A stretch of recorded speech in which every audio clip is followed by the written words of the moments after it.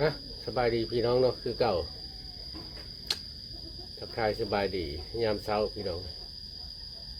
ก็ได้ขอส่งแห่งจิตแห่งใจไปให้พี่ๆน้องๆที่ว่ากำลังปฏิบัติหน้าที่เนาะหรือว่าหน่วยงานอาสากู้ภัยเนาะไม่ว่าจะเป็นทางพี่น้องทางฝั่งไทยแล้วก็ฝั่งลาวเฮาเนาะแล้วก็ทุกๆภาคส่วนที่กำลังปฏิบัติหน้าที่ช่วยเหลือเนาะช่วยเหลือคนที่ว่า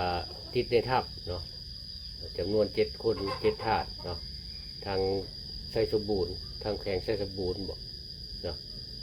เชื่อว่าหลายๆคนก็ติดตามตลอดเนาะแล้วก็ให้กำลังใจตลอดพี่น้องนะล่าสุดออกมาขอโทษแล้วพี่น้องไปติดตามเบื้องน้องกันเนาะก็ดื้อขออนุญาตทางช่องลาวพัฒนาพี่น้องที่ว่าได้นำคลิปเพื่อนออกมาเนาะได้นำคลิปเพื่อนมาให้ปาดพี่ปาดน้องเบิ่งสบายดีข้าพเจ้าสมใจวิไลวงศ์ทองในปานได้มาขอโทษต่อเหตุการณ์ที่เกิดขึ้นที่ข้าพเจ้าได้คอมเมนต์แนวเสียหายลงไป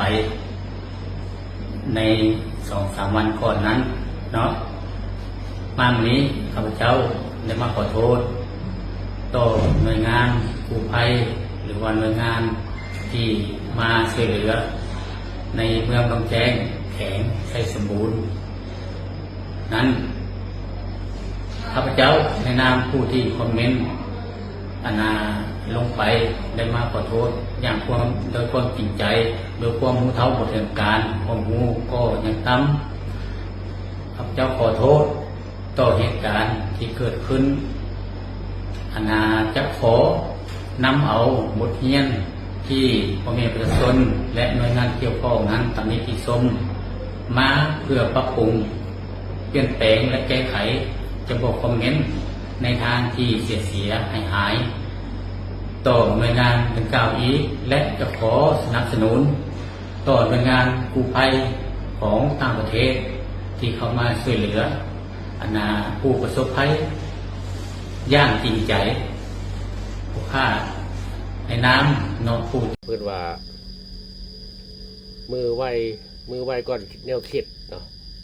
ฉะนั้นเขาสิเฮ็ดอย่างทำอย่างเขาต้องคิดซะก่อนเนาะจึงเฮ็ดไปเพราะว่าเขาบ่ได้อยู่ในภาคสนามหรือว่าภาคปฏิบัติตัวจริงเนาะเขาบ่ได้อยู่ในสถานที่แล้วเขาก็บ่ฮู้ว่าความยุ่งยากที่เขาเฮ็ดเวียกมันยุ่งยากส่ำใดเนาะคิดแค่ว่าบ่แม่นบ้านเขายังมาช่วยเนาะเขายังมา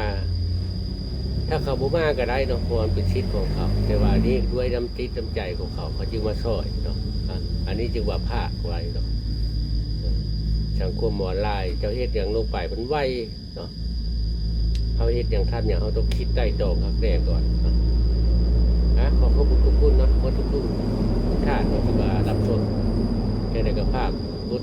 ติดตามเรากดซับกดไลค์พี่น้องเพราะว่าช่องเปิดใหม่พี่น้องเอาไป